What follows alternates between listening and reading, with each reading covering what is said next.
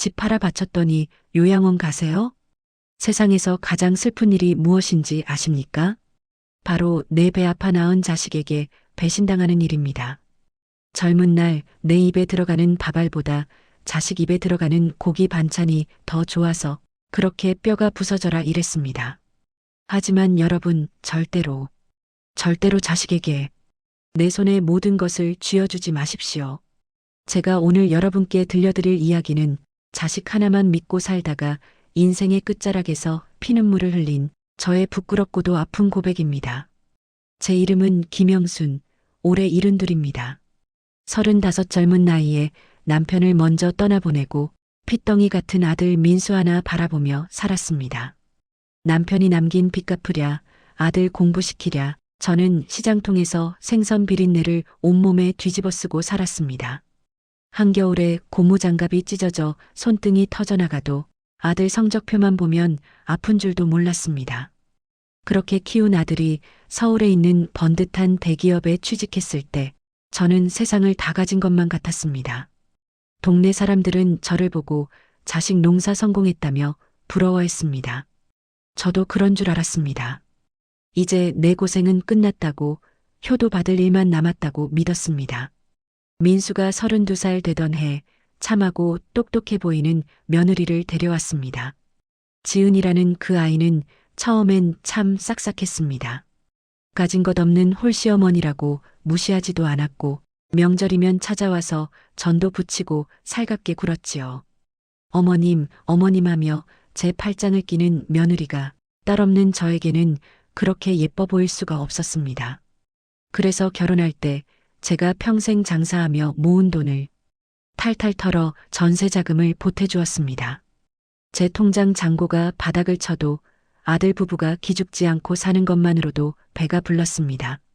문제의 시작은 아들 내외가 결혼 7년 차가 되었을 때였습니다. 어느 날 아들과 며느리가 비싼 한우 갈비 세트를 들고 찾아왔습니다. 평소에는 전화 한 통 잘 없던 아이들이 갑자기 찾아오니 덜컥 겁부터 나더군요. 아니나 다를까 밥을 먹고 과일을 깎는데 며느리가 조심스럽게 입을 열었습니다. 어머님, 저희가 이번에 강남 쪽으로 이사를 가야 하는데 집값이 너무 많이 올랐어요. 아들이 옆에서 거들더군요. 엄마, 대출도 막히고 전세금 올려달라는데 답이 없어. 그러면서 며느리가 제 손을 잡으며 말했습니다. 어머님, 저희가 계산을 해봤는데요. 어머님 지금 사시는 이 아파트 팔고 저희 전세금이랑 합치면 더 넓은 아파트를 살 수 있어요. 거기서 저희랑 같이 살아요. 네? 순간 말문이 막혔습니다. 이 아파트는 제 노후의 전부이자 제 자존심이었습니다. 머뭇거리는 저를 보며 며느리는 쐐기를 박았습니다. 어머님, 이제 연세도 있으신데 혼자 계시다가 편찮으시라도 하면 어떡해요? 제가 친정엄마처럼, 아니 그보다 더 잘 모실게요. 손주들 재롱도 보면서 편하게 사세요. 친정엄마처럼 모시겠다. 그 달콤한 말에 제 마음이 흔들렸습니다. 사실 저도 외로웠거든요. 텅 빈 집에 혼자 들어와 찬밥을 물에 말아먹는 게 지긋지긋하기도 했습니다. 주변 친구들은 말렸습니다. 영순아, 절대 집 문서 놓지 마라. 늙어서 돈 없으면 자식한테도 짐짝 취급받는다. 하지만 저는 제 아들을 믿었습니다. 내 아들은 다를 거라고, 저 착한 며느리는 안 그럴 거라고 생각했습니다. 그렇게 저는 30년 넘게 살아온 제 명의의 아파트를 팔았습니다. 그리고 아들 명의로 된 45평 아파트로 합가했습니다. 이삿날 넓고 깨끗한 새 아파트 거실에 앉아 손주들이 뛰어노는 걸 보며 아, 이게 행복이구나 생각했습니다. 하지만 그 행복의 유통기한은 딱 3개월이었습니다. 처음 한 달은 며느리가 아침밥도 차려주고 아들도 퇴근하면 제 방에 들러 인사를 했습니다. 그런데 시간이 지날수록 집안 공기가 달라지기 시작했습니다. 균열은 아주 사소한 것에서 시작되었습니다.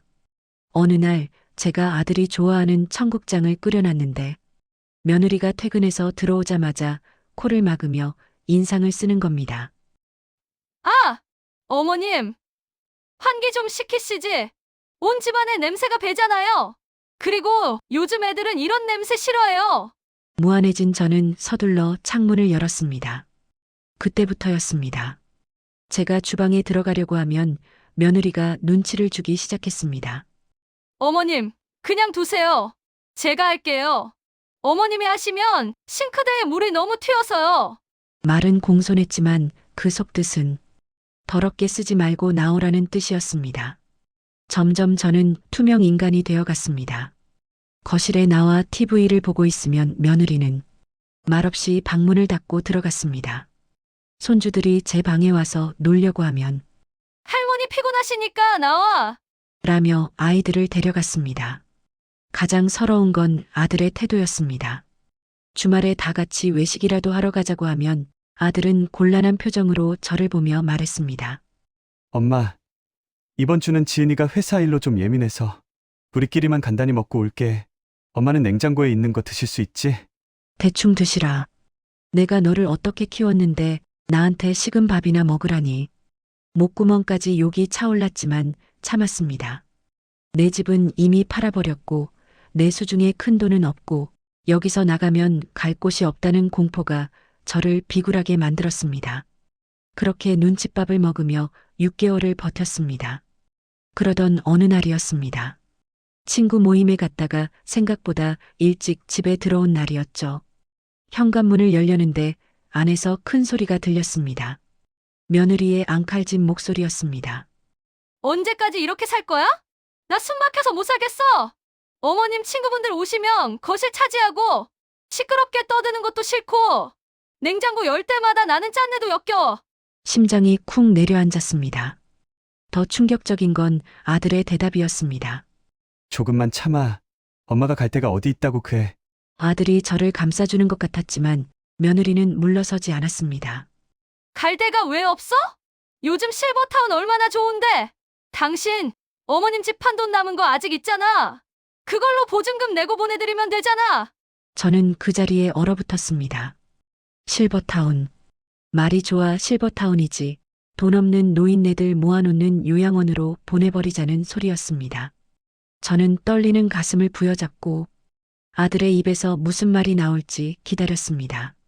제발, 제발 아니라고 말해주길 바랐습니다. 하지만 들려온 아들의 목소리는 제 가슴에 대못을 박았습니다.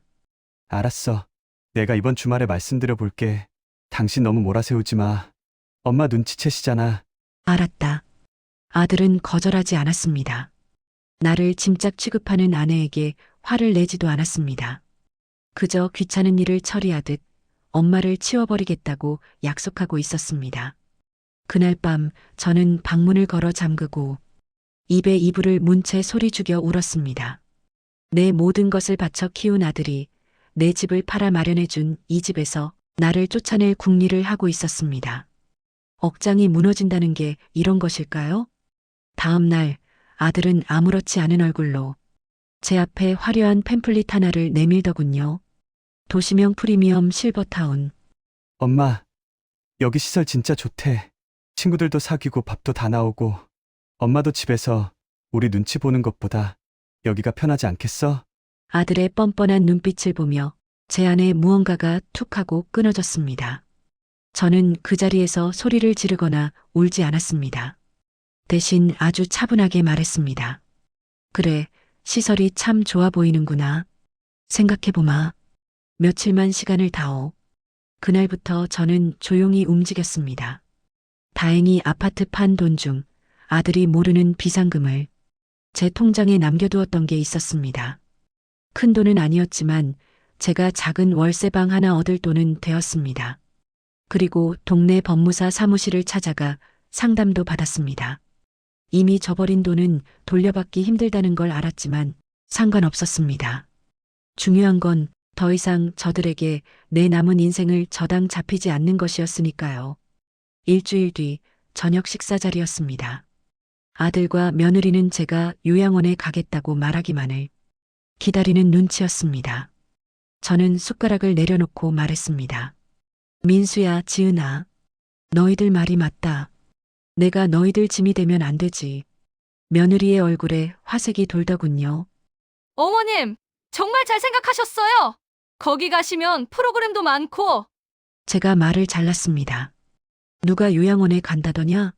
난 내 발로 나간다. 그리고 내일부터 다시 일 시작할 거다. 아들의 눈이 휘둥그레졌습니다. 네, 일이라뇨? 엄마 관절도 안 좋은데 무슨 일을 해요? 저는 아들을 똑바로 쳐다보며 말했습니다. 내 관절이 부서지든 말든 너희 눈칫밥 먹는 것보단 낫다. 나는 보증금 2천에 월세 30만 원짜리 방 얻어서 나갈 거다. 그리고 명심해라. 저는 떨리는 손을 감추고 마지막 한마디를 던졌습니다. 앞으로 내 제사상 놀 생각도 하지 마라. 그리고 내가 죽을 때 너희한테 줄 유산은 이제 10원 한 장 없을 거다. 남은 돈은 내가 다 쓰고 죽을 거다. 저는 그 길로 짐을 싸서 그 집을 나왔습니다. 현관문을 닫는 순간 며느리의 당황한 목소리와 아들의 한숨소리가 들렸지만 뒤돌아보지 않았습니다. 지옥 같은 6개월이었습니다. 하지만 그 시간을 통해 저는 뼈저리게 깨달았습니다. 지금 저는 작은 빌라에서 혼자 삽니다. 다시 예전에 일하던 반찬 가게 주방에서 일손을 도우며 생활비를 멉니다. 몸은 고되지만 마음은 비단길입니다. 먹고 싶은 것 눈치 안 보고 해 먹고 자고 싶을 때 자고 보고 싶은 TV 마음껏 봅니다. 아들이 가끔 죄송하다며 찾아오지만 문도 열어주지 않습니다. 이제야 비로소 제 인생을 찾은 기분입니다. 존경하는 시니어 여러분, 부디 자식에게 올인하지 마십시오. 자식이 예쁘다고 며느리가 살갑다고 가진 걸 다 내주지 마십시오. 여러분의 노후 자금은 단순히 돈이 아닙니다. 그것은 늙고 힘없는 여러분을 지켜줄 마지막 자존심이자 생명줄입니다. 그걸 놓는 순간 효자는 불효자가 되고 귀한 부모는 처리하기 곤란한 짐짝이 됩니다. 자식 농사는 자식이 성인이 되었을 때 끝난 것입니다. 이제는 나 자신을 위한 농사를 지으세요. 내 입에 맛있는 거 넣고 내가 입고 싶은 옷 입고 나를 위해 쓰세요. 돈 앞엔 장사 없고 긴 병에 효자 없다는 옛말 하나도 틀린 거 없습니다. 내 집은 내가 지키고 내 인생은 내가 끝까지 책임져야 합니다. 오늘 제 뼈아픈 후회가 여러분의 노후에 작은 경종이 되었기를 바랍니다. 지금까지 김영순이었습니다. 구독 눌러주시고 좋은 영상 함께해요.